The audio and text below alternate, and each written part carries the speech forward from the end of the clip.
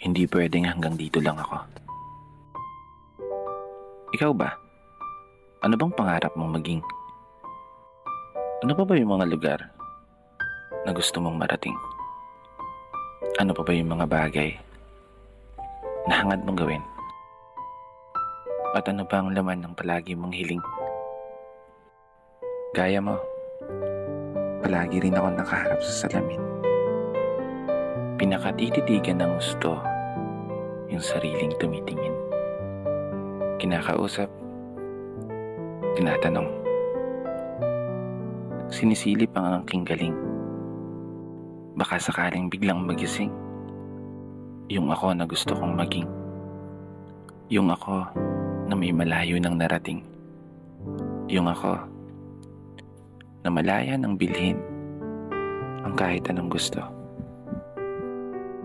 Sariling bahay, sariling sasakyan,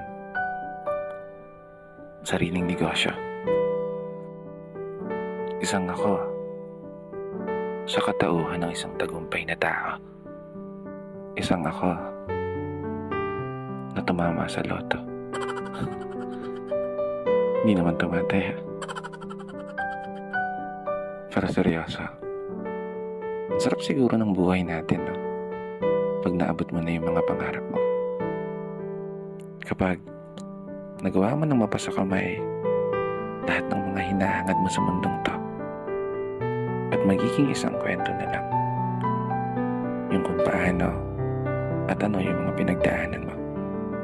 Isang kwento na maibabahagi mo sa ibang mga tao. Kaya naman, habang nandito tayo sa proseso, wag na wag mong susukuan yung mga pangarap mo. Kapag dumating ka man sa punto,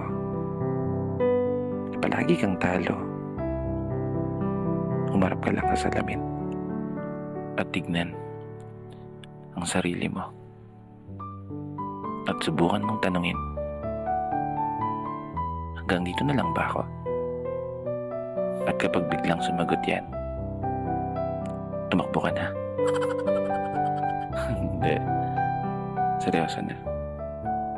Ika nga nila, ang pagsuko ay para lamang sa mga mahihinang nilalang. Kinaya nga ng iba. Kaya panigurado, kaya mo yan. Magtatagumpay ka.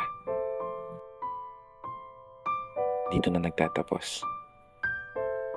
Kaya isang pagpupugay para sa lahat ng mga tao na patuloy sumasabay sa hamon ng buhay. Ako nga po pala si Brother Matt at ito ang aking munting tula. Sana nagustuhan niyo.